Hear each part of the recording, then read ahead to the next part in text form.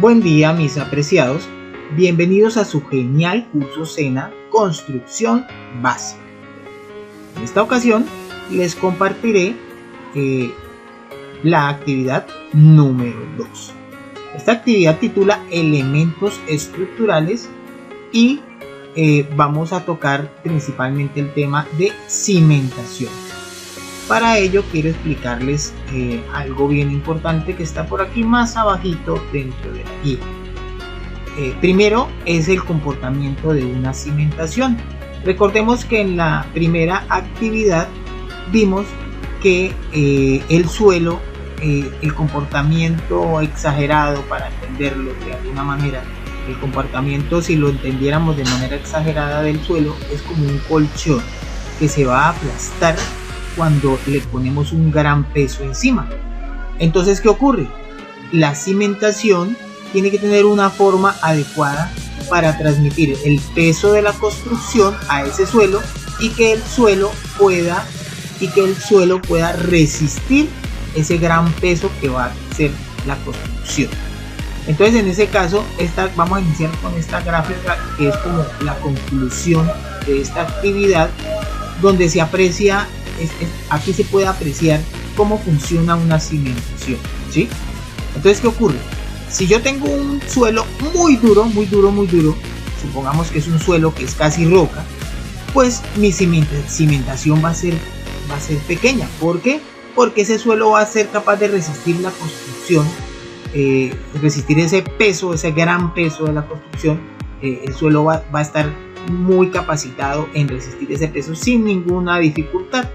Entonces, en esos casos, supongamos que vamos a construir y en la finca hay un pedazo de terreno que es bastante rocoso, el piso es bastante duro, bastante fuerte.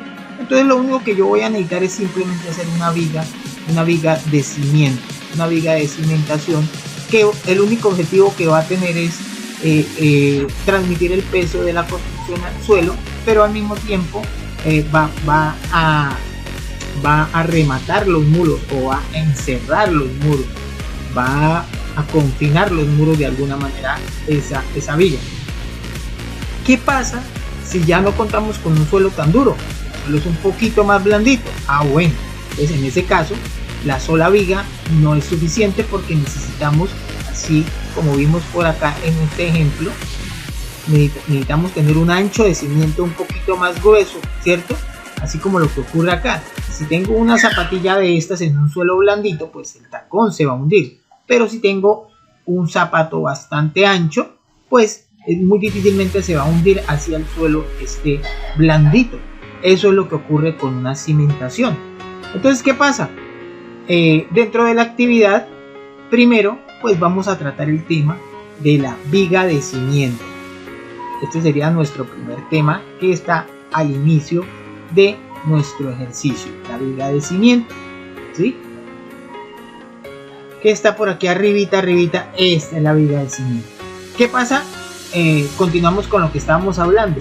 Si el suelo es un poquito más malo, ya la viga de cimiento es muy delgada y puede pasar como el tacón del zapato, se puede hundir en el terreno. Entonces necesitamos una estructura un poquito más ancha. Entonces después, más abajo, vamos a tener una estructura más ancha, que es el cimiento ciclópeo. ¿Qué es un cimiento ciclópeo? Pues es una estructura que trae rocas grandes y concreto. Aquí la podemos apreciar, es esta de acá, de este lado, y fíjese que la viga es bastante pequeñita, ¿cierto? Entonces volvemos a repetir, ¿qué pasa cuando el suelo está bastante firme? Pues solo necesitaríamos una viga de cimiento nada más, porque nuestro suelo es rocoso y bastante fuerte, entonces no necesitamos nada más para cimentar. Pero si nuestro suelo empieza a ser un poquito más malo, pues necesitamos utilizar un cimiento de este tipo, porque voy a tener un mayor ancho aquí en esta base, va a tener un mayor ancho, ¿cierto? Y eso va a hacer que la transmisión del peso al suelo sea más distribuida, ¿cierto? Pero ¿qué pasa si este suelo es un poco más malo? Bueno, si el suelo es un poco más malo, pues ya tenemos que utilizar lo que conocemos como una zapata, ¿sí? Una zapata para tener una mayor superficie más ancha, y poder transmitir el peso de la estructura al suelo. Y así sucesivamente. ¿Qué pasaría si en un momento dado la zapata no es suficiente porque el suelo es demasiado malo? Pues la zapata se va a seguir aumentando así como aparece en este gráfico, ¿sí? La zapata tiene que aumentar, y supongamos que vamos a construir un suelo que es demasiado, bastante malísimo, llega el momento que la zapata se va a unir con otra zapata por aquí de la mitad o de al lado, y lo único que vamos a poder construir para poder transmitir el peso de la construcción al suelo es una placa de piso, se llama solera, también se llama un cimiento o placa flotante, ¿cierto? Entonces con esta explicación pues ya entendemos un poquito mejor cómo funcionan las cimentaciones, ¿no? Entonces recordemos, las cimentaciones se diseñan en función de la calidad del suelo que tengamos. Un suelo muy duro, muy rocoso, bien fuerte, pues va a necesitar una cimentación ligera, una cimentación pequeña, digámoslo así. Pero en la medida que ese suelo se pone más malo, pues los elementos estructurales de cimentación se van agrandando a una placa flotante, que se llama una placa flotante o una solera. Entonces esa plancha sería como una plancha, una placa de contrapiso para que el peso sea transmitido. Entonces, teniendo en cuenta esto, ahora sí vamos a revisar de puntito a puntito desde arriba.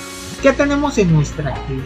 En nuestra actividad tenemos, primero, hablando de cimentaciones, hablamos de las cargas muertas, hablamos de las cargas vivas, ¿sí?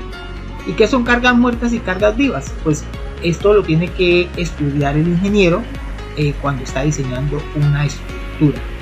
Por ejemplo, cargas muertas hace referencia a los elementos constructivos del edificio en sí mismo, muros, columnas, vigas, placas, cimientos, ¿cierto?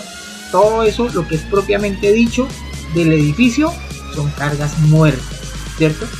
También se incluyen como cargas muertas, por ejemplo, si en nuestra casa hay una gran biblioteca y pesa mucho ese mueble y estoy en un segundo piso, vale la pena considerar esa carga como si fuera una carga muerta, ¿cierto? ¿Cuáles serían las cargas vivas del edificio? Son las cargas que tienen movimiento, son cargas que pueden ser temporales. Por ejemplo, la carga del peso de las personas que pueden vivir en una casa, esas son cargas vivas. Muebles que no son tan pesados o muebles que tienen rueditas y que pueden estar en un lado o en otro indiferentemente. Por ejemplo, una cama que no es tan pesada y que a veces está en un lado y a veces yo la corro para otro lado. Ese tipo de muebles se puede tener en cuenta como una carga viva. Por ejemplo, supongamos que usted tiene un taller y tiene unas máquinas en un segundo piso. En los segundos pisos la cuestión, el cálculo es más crítico. ¿Por qué? Porque esa placa debe ser capaz de resistir su propio peso, que sería su carga muerta, y tiene que tener la capacidad de resistir esas máquinas que se van a colocar ahí encima en un momento dado. Por eso, siempre antes de construir una edificación, siempre debemos ser precavidos. ¿Por qué? Porque se debe saber con seguridad qué es lo que se va a ubicar en cada piso, ya sea que tengamos un solo piso o dos pisos. De repente alguien me puede decir, bueno, pero si tengo gran peso, pero en el piso 1 eso no es importante tenerlo en cuenta porque el piso pues está debajo de la tierra. No, señores, hay que tenerlo también en cuenta porque el suelo se me puede hundir un poco y se me puede romper la placa del piso y mi estructura puede empezar a fallar, así sea en el primer piso. Entonces eso se debe calcular y yo el ingeniero civil debe tener en cuenta esos parámetros para hacer el respectivo diseño acorde a las necesidades de la construcción. Entonces, ¿qué es lo primero que vamos a tomar en nuestra actividad número 2? Hablamos de la viga de cimiento, ¿cierto? Ojo que el término técnico es viga de cimiento o también llamada viga de contrapiso. Por ahí yo a veces escucho que le llaman viga de arrastre. No, una viga de arrastre sería una viga muy rara porque sería algo como que yo cojo y la arrastro así como los niños arrastran el carrito. No hay ninguna viga que funcione así arrastrándose. No, el término técnico se llama es viga cimiento, ¿cierto?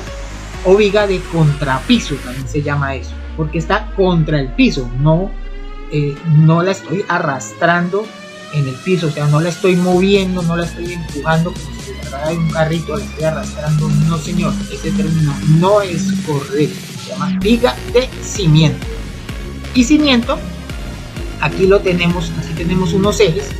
Cuando vamos a construir una viga de cimiento, pues lo primero es replantear en el terreno, por eso este cuadrito se ve verde. Y en este caso del ejemplo que estamos haciendo, vamos a hacer una viga en un rectángulo de 5 metros por 4 metros. Observando este gráfico podemos apreciar cómo sería el procedimiento para construir nuestra viga de cimiento en caso de que tuviéramos un suelo bastante bueno, ¿cierto? Vale la pena hacer la aclaración. Entonces, ¿qué es lo primero que siempre se debe hacer? Retirar la capa vegetal, ¿cierto? Esa capa vegetal no sirve para la construcción. Es esa capa de tierra negra que tiene raíces, que tiene desechos de hojas, ¿cierto? Que tiene pasto, ¿cierto? Esa capa no sirve para construir y yo tengo que retirar. ¿Qué pasa si esa capa está bastante gruesa, 50, 80 centímetros? Tengo que retirarla. Eso no puede quedar porque tengo que buscar un suelo firme, ¿cierto? Luego de encontrar el suelo firme, si al retirar la capa vegetal tenemos un nivel bastante bajo, pues lo más conveniente sería traer material seleccionado, ¿cierto? También se le llama recebo, y compactarlo, ¿cierto? Hasta tener el nivel deseado. Y ahí sí sobre ese suelo compactado, porque eso es otro problema de muchos constructores, que a veces construyen sobre rellenos que no han sido compactados, y eso es fatal porque la casa se le raja, así de sencillo. Entonces tengo mi suelo compactado y fundo mi viga de cimiento, ¿cierto? Y vuelvo, le digo, esto sería la cimentación más sencilla que existe, pero teniendo en cuenta que yo tenga un suelo súper fuerte, súper resistente, ¿cierto? Bien. Luego aquí aparece el plano de cómo sería esa viga de cimiento. Importante tener en cuenta que aquí hay dos tipos de medidas: la medida externa de la viga y también tenemos la medida interna. Mire, esta 4.75, la medida interna de la viga, la medida externa de la viga que sería 5.25. pero las principales medidas siempre cuando hablamos de estructuras son las medidas entre ejes. Por eso cuando hagamos los procedimientos no vamos a utilizar ni esta medida de 5.25 ni esta medida de 4.75. La que tenemos que utilizar es esta medida de 4. ¿Por qué? Porque es la que va entre ejes. Entonces las medidas de elementos estructurales siempre las vamos a tomar a nivel del eje. Entonces tenemos 4, tenemos 5 aquí, que son las útiles. Perfecto. Acá tenemos unos procedimientos muy sencillos donde se explica cómo hacemos el respectivo cálculo y debemos cambiar los valores y llenar aquí en esta rayita,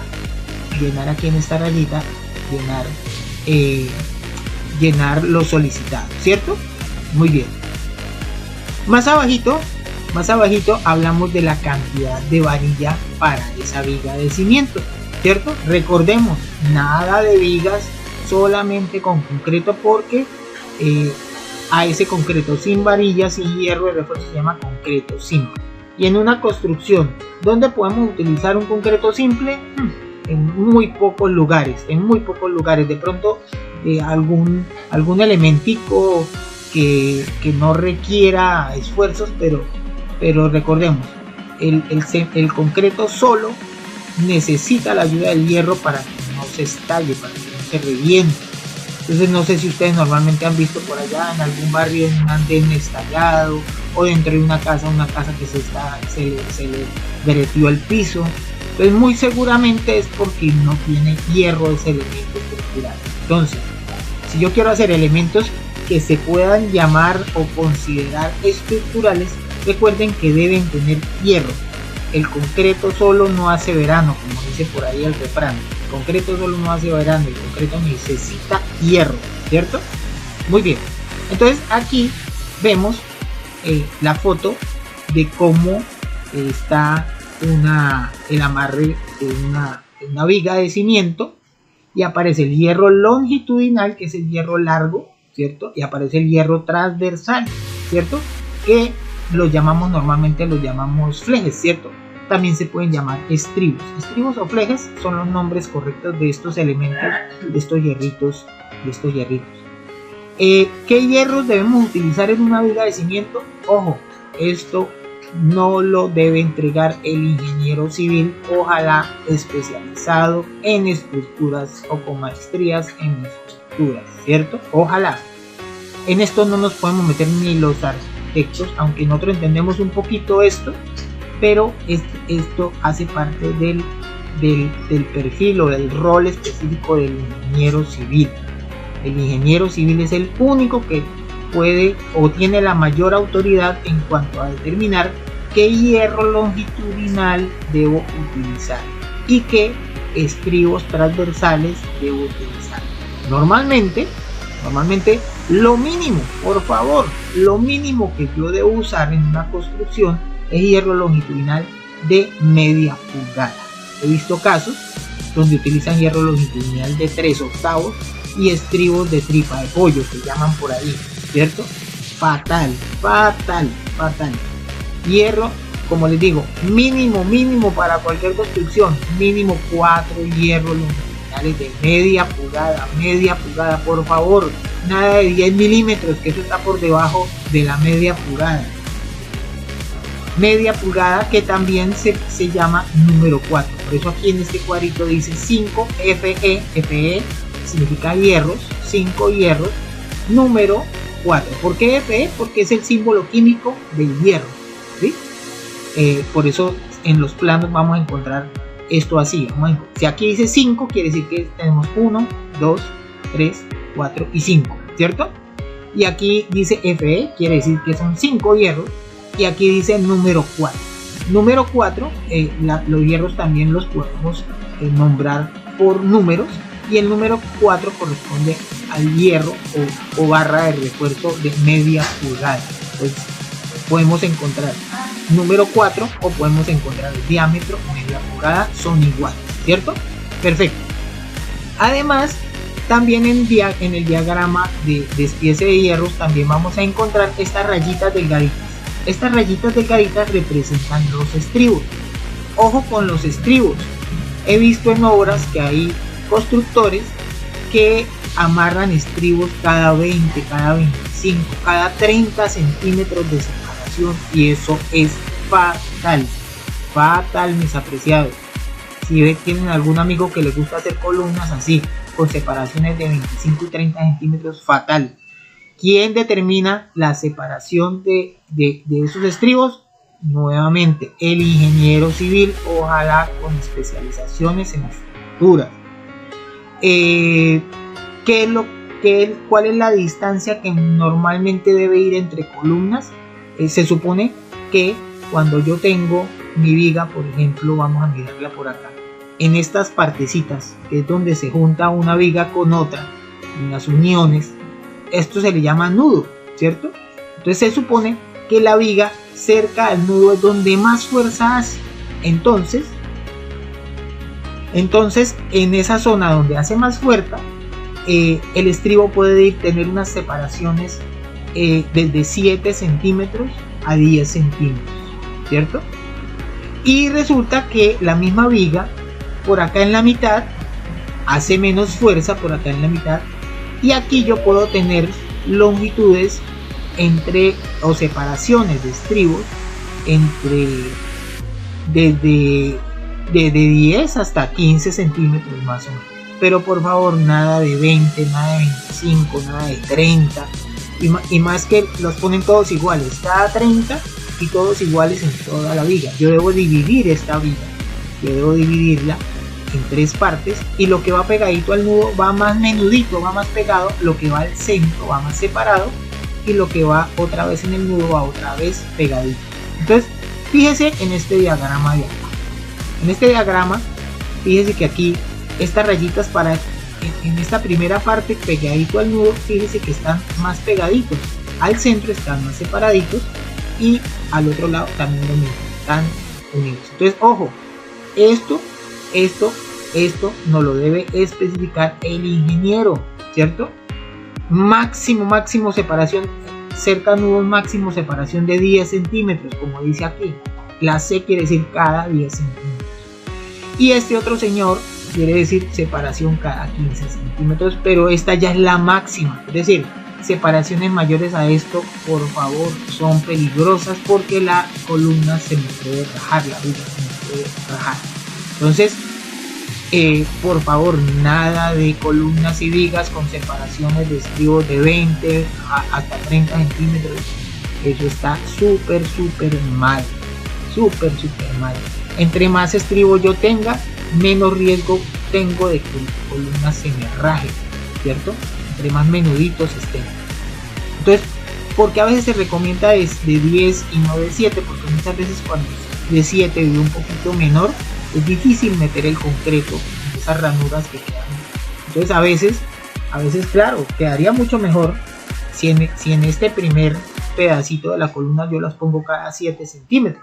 Claro que queda mejor porque entre más hierro tenga, mi columna va a ser más fuerte. Pero vuelvo y les digo, insisto, la competencia para esos datos es exclusivamente del ingeniero. Si ustedes son maestros, procuren tener sus ingenieros de amigos y que ustedes les consulten, les digan, mire, ingeniero, colabóreme con este dato, tengo estas columnas así, tengo este proyecto, mire, el arquitecto me colaboró con este plano, ¿qué hierros me recomienda que yo deba usar aquí? ¿Sí? Es importante que todos los trabajadores de la construcción nos miremos con ese ánimo colaborativo, ¿cierto? Arquitectos, ingenieros y maestros, sepamos que todos somos como una orquesta y que trabajamos para que el cliente tenga una muy buena construcción de calidad. Entonces es importante que todo funcione como un relojito, como una orquesta, y que se obtengan los mejores resultados.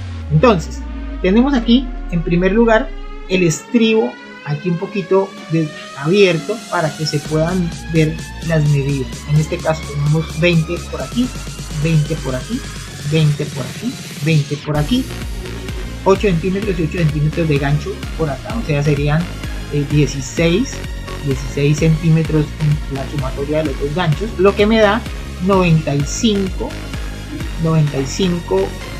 centímetros de largo, o 0,95 metros, ¿cierto? Aquí se ve nuevamente la sección de la columna y se ven los 5 hierros, 1, 2, 3, 4, 5, ¿cierto?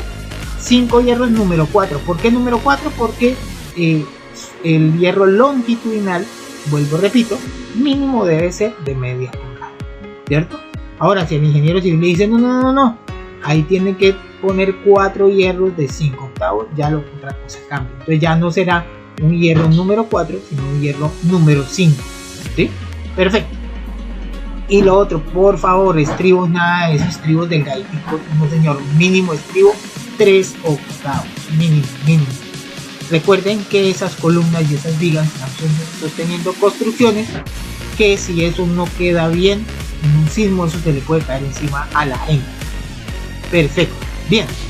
Entonces, luego de revisar la viga, vamos a seguir avanzando y fíjense que aquí tenemos unas solicitudes de cálculo, pero fíjense, aquí nos ayuda, aquí nos da el procedimiento, ¿cierto? Y aquí llenamos cada rayita de estas es para llenar y hacemos la operación. Por ejemplo, en este caso nos pide sumar nada más.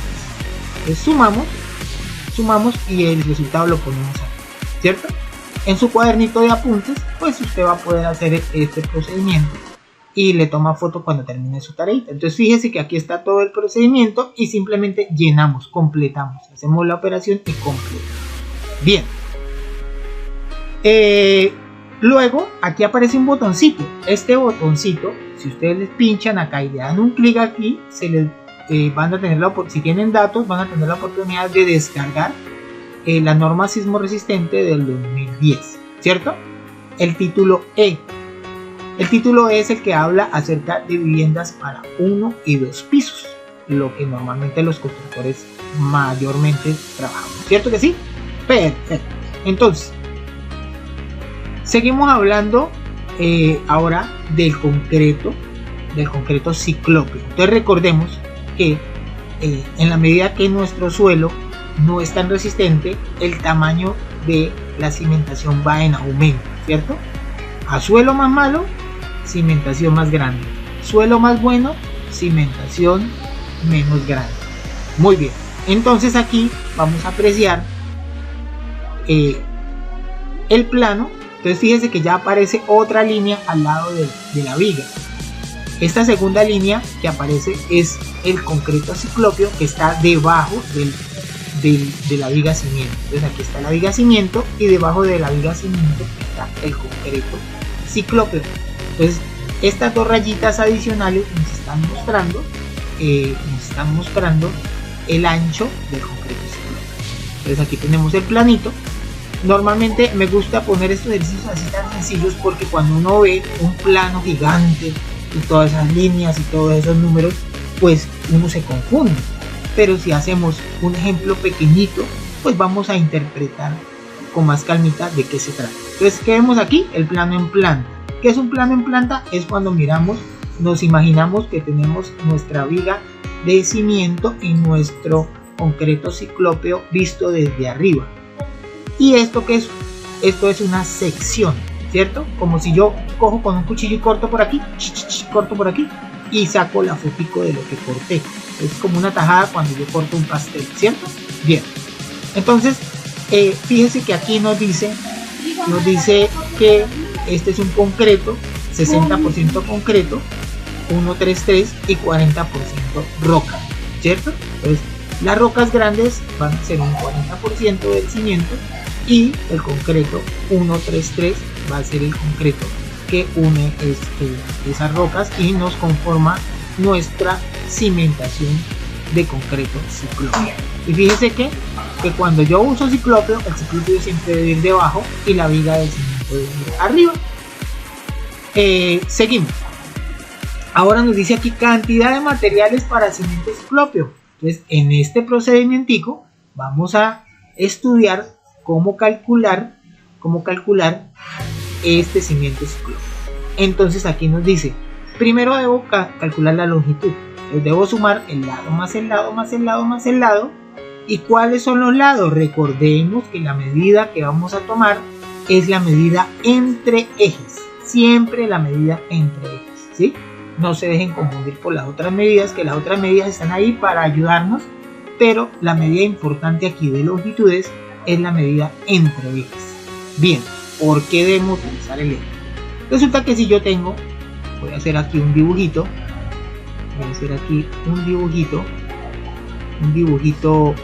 aquí con rojo de una viga. Vamos a hacer el dibujito acá. Y resulta que vamos a hacer de verde el eje. Yo tengo mi eje aquí. Vamos a hacer un eje acá. ¿Sí? Y yo tengo por acá mi otro cimiento ciclópeo. Y lo tengo así. Y yo tengo mi eje también por este lado también. Entonces, ¿qué pasa? Si yo tomo esta medida del eje desde aquí, desde este puntico, y yo tomo la medida de aquí hasta acá, por ejemplo, y luego tomo la medida de acá hasta acá, fíjense lo que ocurre. Si yo tomo esta medida de aquí hasta aquí, de aquí hasta aquí y de aquí hasta acá, es como si yo menospreciara, o sea, este pedacito de acá quedaría como vacío, pero al mismo tiempo este pedacito de acá queda repetido dos veces.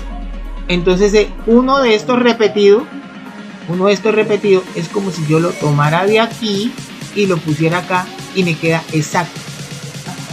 Por ejemplo, si yo tomo esta medida de aquí hasta aquí y esta medida de aquí hasta aquí, me va a quedar mal porque fíjese, todo esto se me va a repetir, toda esta zona se me va a repetir.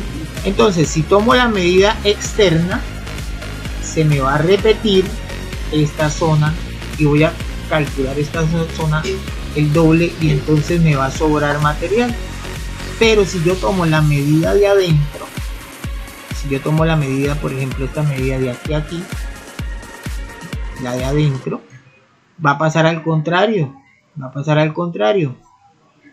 Si yo tomo esta medida de aquí a aquí, la medida interna, entonces toda esta zona me va a quedar por fuera, toda esta zona me va a quedar por fuera, entonces me va a quedar únicamente esto y me va a quedar únicamente esto, ¿sí? Entonces por eso, mis apreciados, las medidas en cuanto a estructura se deben siempre tomar por el eje. Vamos a escribirlo aquí bien grandote, eje, por el eje, por el eje, ¿sí? Por el eje, este es el eje, ¿cierto? Bien, entonces continuamos aquí con nuestra guía. Entonces, importantísimo tener en cuenta la medida. Entonces aquí nos dice longitud del ciclopio, lado más lado más lado más lado, y entonces volvemos aquí. ¿Cuál es la medida que debemos utilizar? 4 más 4 más 5 más 5. Esa es la longitud que debemos usar y aquí nos da el valor. Luego nos dice calculemos el valor del volumen del concreto así. Entonces nos dice ancho por el alto. ¿De dónde sacamos el ancho por el alto del concreto ciclopio? Mírenlo aquí. Ancho es 40 y alto es 60. Pero fíjense que ahí tiene un puntico pequeñito. Recordemos que en construcción todo lo debemos manejar en metros. Entonces yo no puedo poner aquí 40 centímetros multiplicado por 60 centímetros. Debo poner 0.40 porque son 0.40 metros, ¿cierto? Y lo debo multiplicar por 0.60. Entonces esa es esta partecita. El A por C, el ancho por el alto del ciclopio, ¿cierto? Lo multiplico por la longitud. ¿Y cuál es la longitud? La tenemos aquí atrás. Aquí atrásito tenemos ya la longitud y la multiplicamos por el ancho, por el resultado del ancho multiplicado por el alto. Y así sucesivamente. Mira, aquí está todo indicadito como simplemente reemplazamos. ¿De dónde tomamos las medidas? ¿De dónde tomamos los valores que vamos a poner aquí? Los tomamos del planito. Cada planito tiene las medidas ahí puestas y las vamos a poner por acá, ¿cierto? Muy bonito, muy divertido el ejercicio. Luego vienen las zapatas, ¿cierto? Bien, recordemos lo que dijimos desde el principio, que entre el suelo sea más malo, pues nuestra estructura de cimentación va a tener mayor anchura. ¿Con qué objetivo? Con el objetivo de que el suelo no se nos vaya a hundir, que el suelo tenga mayor capacidad de resistencia ante el peso de la construcción. Entonces tenemos las zapaticas por acá y aquí tenemos una manera como se deberían hacer las zapatas.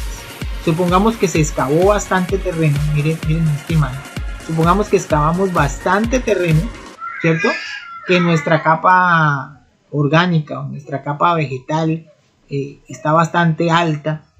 Entonces, ¿qué sería lo técnico? Lo técnico es que yo hiciera viga de amarre o viga de cimiento abajo pegado a la zapata y tuviera otra viga arriba para a nivel del suelo, a nivel de la cota del piso donde va a quedar una construcción. ¿Qué es lo que normalmente hacen la mayoría de constructores? Solamente hacen esta viga de arriba y no hacen la de abajo. Esto es válido cuando esta alturita de aquí a aquí, es válido cuando esta alturita no es tan alta, entre 70 y 80 centímetros. Pues estas vigas de abajo no las hacemos, pero a veces hay casos donde yo por ejemplo puedo tener una zapata bastante enterrada, por ejemplo una cosa casi 2,5 metros, ¿cierto? Entonces aquí tenemos una zapatita por acá y está bastante enterrada. Digamos que esto aquí es la tierra, ¿cierto? Esto es la tierra. Entonces si esto tiene una altura bastante grande, que supera el 80, 1,50, es bastante alto. Ojo, en esos casos sí, lo técnico es que yo tenga una viga de cimiento que me amarre la base de las zapatas entre sí y otra viga de cimiento por acá que me amarre ya mi estructura a nivel de piso, ¿cierto? Muy bien. Entonces, importantísimo tener en cuenta esos detalles. ¿Por qué? ¿Qué pasa si no lo hacemos así? ¿Qué pasa si esto aquí abajo no se hace y yo tengo esto bastante alto? Resulta que esto queda como las patas de una mesa y cuando hay un sismo esta vaina va a tambalear y él no tiene cómo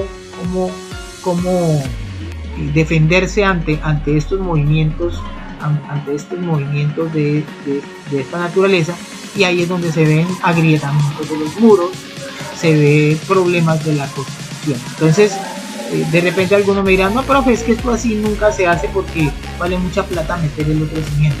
Pero para mí, dentro de mi consejo a mis apreciados amigos aprendices y constructores, recuerden que cuando se hace una construcción uno debe velar porque se haga lo mejor, porque en la medida que se construya con mayor seguridad, pues primero estamos garantizando la construcción y por otro lado estamos protegiendo las vidas de las personas que viven. Entonces vale muchísimo la pena hacer las cosas lo mejor que esté dentro de nuestras manos hacerlas. Por eso, amigo constructor, es importante que usted arme un equipo de trabajo, no solo con el arquitecto, ¿cierto?, sino también con un ingeniero civil, ojalá que tenga responsabilidad y manejo de la parte estructural para que todos sus proyectos les vaya muy bien, ¿cierto? Bien, continuamos. Entonces tenemos aquí la zapata y aquí nos dice cantidad de concreto para la zapata. Entonces debemos hacer un procedimiento aquí. Aquí nos dice calcular el volumen de la caja inferior. ¿A qué me refiero con caja inferior de la zapata? A esta partecita de la zapata. ¿A qué le llama la guía aquí caja inferior de la zapata? A este cajoncito acá, ¿cierto? ¿Y a qué le llama por aquí más abajo el volumen de la pirámide superior de la zapata? Se refiere a esta partecita de aquí arriba. Se refiere a esta parte.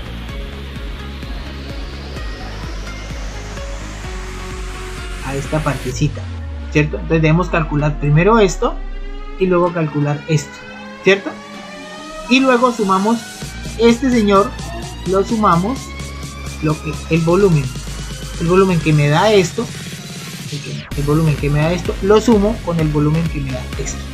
Entonces aquí están los dos procedimientos que están. Entonces, primero calcular el volumen de la caja inferior. Entonces sería A, que es el ancho, multiplicado por el largo y por el alto.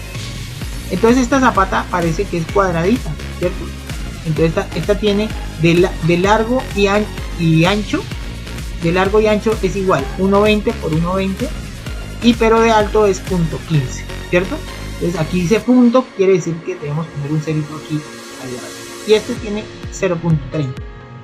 Y luego aquí nos dice cómo calcular el volumen de la pirámide de arriba, o sea, este pedacito, ¿cierto? Una cosa es la base y otra cosa es la pirámide. ¿Por qué a veces las zapatas son así? A veces me preguntan mis apreciados aprendices, me preguntan por qué la zapata es como forma de pirámide. Resulta, mis apreciados, que normalmente a veces hacen la zapata normalmente la hacen así, solamente cuadradito, pero entonces esto lo hacen bastante alto. Entonces no quiere decir que esté mal. ¿Qué es lo que ocurre? Si yo tengo aquí mi columna va a ir hasta aquí, hasta abajo. ¿Qué es lo que ocurre, mis apreciados?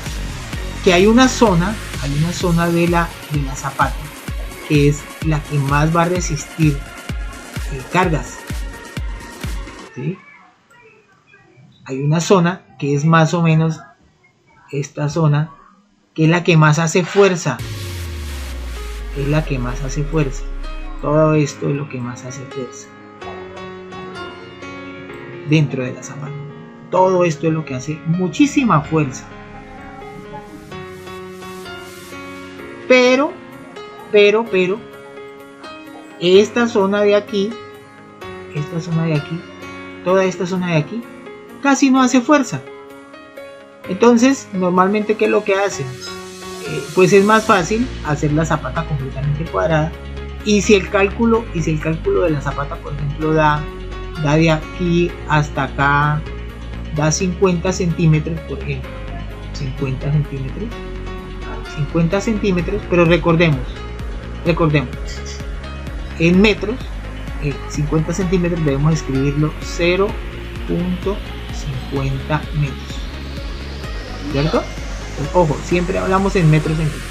Bien, entonces, si esta zapata tiene 50 centímetros, entonces la hacemos así cuadrada, ¿sí? Pero ¿qué es lo que ocurre? La forma que se le hace de manera piramidal, ¿por qué ocurre? Porque entre más estoy al borde, entre más al borde de la zapata voy, la zona que hace fuerza es más pequeña. Pero en la medida que me voy acercando a la columna, la zona que hace fuerza es más alta, más grande.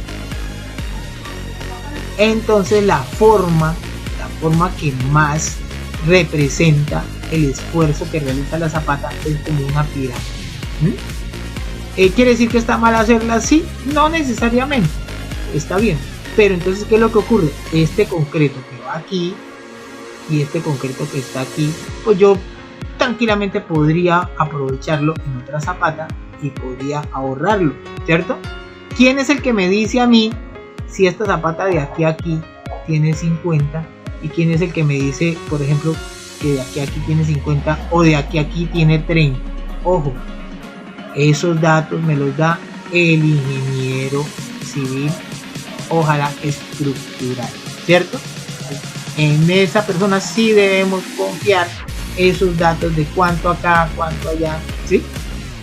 Como les digo, los arquitectos entendemos un poquito esta parte, pero esto es competencia más de un ingeniero, ¿cierto? Perfecto. ¿Por qué? Porque algunos confían en arquitectos y eso está bien, pero la verdad es que el más capacitado y el que tiene como mayor autoridad en este tema es el ingeniero. ¿Listo? Bien. Continuamos con el ejercicio. Entonces tenemos la zapata y mire, completamos. Aquí tenemos el procedimiento y debemos completar. Bien. Volvemos con la conclusión, que fue con lo que iniciamos nuestro ejercicio, y viene el momento de sabiduría panda, que nos trae una frase de Leonardo da Vinci muy bonita. Dice: el buen juicio nace de la buena inteligencia y la buena inteligencia deriva de la razón, sacada de las buenas reglas, y las buenas reglas son hijas de la buena experiencia, madre común de todas las ciencias y de las artes. Kung Fu Panda nos trae esta frase bien bonita de Leonardo da Vinci para que reflexionemos y analicemos. Entonces, ojo, procuremos buen juicio, procuremos buena inteligencia, procuremos sabiduría, y en ese sentido, pues les felicito, mis apreciados, porque al participar en cualquier formación SENA estamos aumentando nuestra inteligencia, estamos aumentando nuestra razón, estamos aumentando nuestra sabiduría, y pues eso nos va a traer un mayor bienestar. Bien, viene el instrumento de evaluación. Recuerden, mis apreciados, el instrumento de evaluación es para que usted muy tranquilamente en su casa vaya leyendo estas preguntitas. Si por ejemplo leyó esta preguntita y no supo responder aquí la respuesta, pues vamos hasta arriba, las primeras hojas, y vamos leyendo despacito por acá hasta que encontremos la respuesta. Todas las respuestas a estas preguntas que están abajo están arriba, entonces vamos a la fija, ¿cierto? Aquí hablamos de cargas muertas. Miren, estas son las respuestas. ¿Cuál es la idea? La idea es que reforcemos algunos de estos temas. Como siempre lo digo, hay maestros que ya conocen muchos de estos temas, y entonces va a ser muy sencillo que puedan apropiarse del conocimiento porque ya lo tienen, pero las cositas nuevas que de pronto les pueda aportar este genial curso, pues también les recomiendo que las refuercen. Para eso, ese es el primer objetivo del instrumento de evaluación. No vayan a pensar que el instrumento de evaluación, no, es que el profe nos va a rajar con ese instrumento de evaluación. No, el instrumento es para... lo más importante es esa autorreflexión de decir, hombre, si aprendí, no aprendí, o esto ya lo sabía y lo recordé, ¿cierto? Y esto yo no lo sabía y lo aprendí mediante esta formación, y eso es lo primero. Lo segundo es que usted me envía a mi correo, como indico aquí abajito, mi correo cdvillamizar70, me envía su tarea para que yo mire sus avances. Procure antes de enviarme su tarea preguntarme si hay alguna duda. Es decir, cuando usted me envía su tarea es porque usted dice, no, ya estoy seguro, yo ya respondí todas mis preguntas, las respondí bien y estoy listo para enviar el correo. Se lo envío porque yo estoy seguro que voy a sacar 100%. Recordemos que en el SENA solo hay 2 calificaciones, aprobado y no aprobado. Entonces, por eso yo les comparto este instrumento de evaluación para que usted mismo lo vaya leyendo, vaya asimilando el conocimiento, recuerde el conocimiento que ya tiene, afiance el conocimiento que ya tiene y se apropie de los nuevos conocimientos y pueda usted tener la seguridad de cuando me envíe el correo ya usted estaría aprobado. De repente alguno me dice, ay profe, pues si yo ya sé todo eso, ¿para qué le envío el correo? No, hágame el favor y me lo envía porque yo necesito enviarle un reporte a mi jefe donde yo le digo, sí, efectivamente fulanito Pérez hizo su tarea y mire, aquí está la tarea de fulanito Pérez y por eso fulanito Pérez aprobó el curso. Entonces, ¿es importante para usted? Sí, es importante su instrumento, para mí también lo es. Entonces, pero lo más importante, vuelvo le digo, yo trato de compartirle los conocimientos del curso y la idea es que usted trate de aprovecharlos al máximo. Bien, entonces mis apreciados, espero que esta actividad les guste muchísimo. Recuerde que en el asunto del correo pone aquí esta nomenclatura, ¿sí? Con eso yo sé que hace parte del curso de construcción y que es la actividad número 2 del curso de construcción, que se llama elementos estructurales. Bien, entonces mis apreciados, muchísimas gracias por estar muy atento a esta segunda actividad que tituló elementos estructurales. Recuerden hacerme sus preguntas de lo que no haya quedado claro de esta actividad para que cuando usted me envíe su correíto, recuerde que esté al 100%, que yo pueda decir, este muchacho ya se merece su aprobación. Y recuerden, esta es la actividad número 2, nos quedan 2 actividades más, la número 3, que vienen súper chéveres. Entonces no se las vayan a perder, espero que las disfruten muchísimo y nos vemos, que tengan buen día.